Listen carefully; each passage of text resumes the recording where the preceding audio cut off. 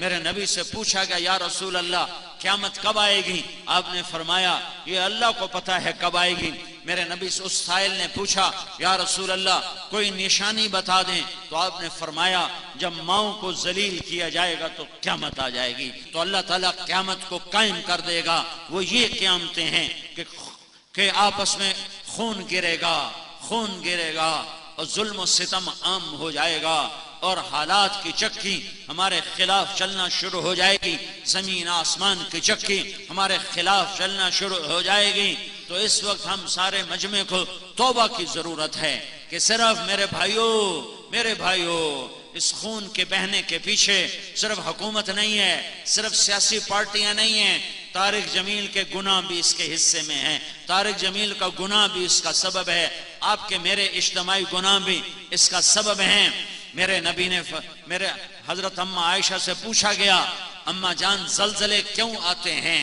تو حضرت عائشہ نے فرمایا جب موسیقی کی محفلیں سجائی جاتی ہیں، جب گانا بجانا عام ہوتا ہے اور شراب کھلے عام پی جاتی ہے اور زنا بے غیرتی کے ساتھ زنا کیا جاتا ہے، تو اللہ تعالیٰ زمین کو ہلا دیتا ہے اور اسے کھسکا دیتا ہے۔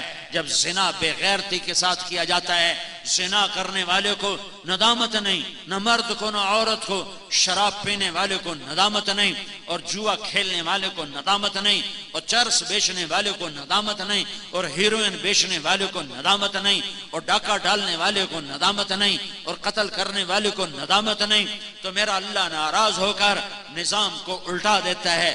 عزت تخذ الفیء طولا، ایک حدیث بھی سن لو، جب حکمران قومی خزانہ لوٹ لیں گے، والامانت مغنما، جب لوگ امانت کھا جائیں گے، والزکاۃ مغرما، جب مالدار لوگ زکوٰۃ نہیں دیں گے، وتعلم لغیر الدین، جب علماء بھی دین کے ذریعے سے دنیا کمانے لگ جائیں گے، وَأَطَاعَ الرَّجُلُ زَوْجَتَهُ، اور لوگ بیویوں کے فرما بردار ہوں گے، وَعَقَّ أُمَّهُ، اور ماؤں کے نافرمان ہوں گے۔ ہاں ماں کی فرما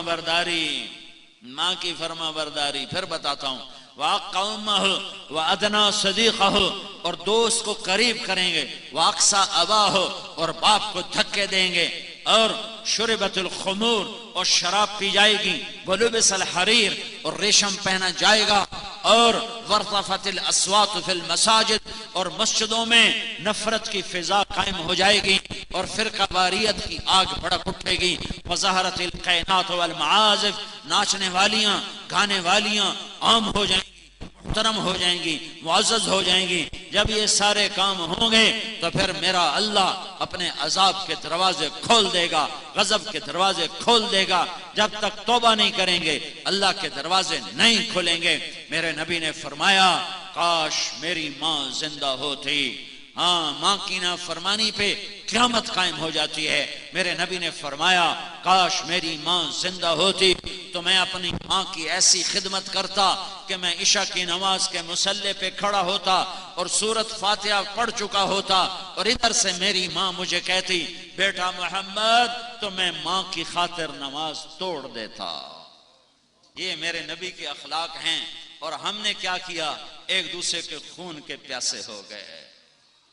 مسلمان کا خون کو اتنا سستا ہے، ساتوں زمین آسمان سے زیادہ ایک مسلمان کے خون کا قطرہ قیمتی ہے، ساتوں زمین آسمان سے زیادہ، پوری کائنات کے خزانوں سے زیادہ، عرش فرش کے خزانوں سے زیادہ مسلمان کے خون کا ایک قطرہ قیمتی ہے۔ جب یہ ناحق گرتا ہے تو زمین سے لے کر آسمان تک آگ لگ جاتی ہے۔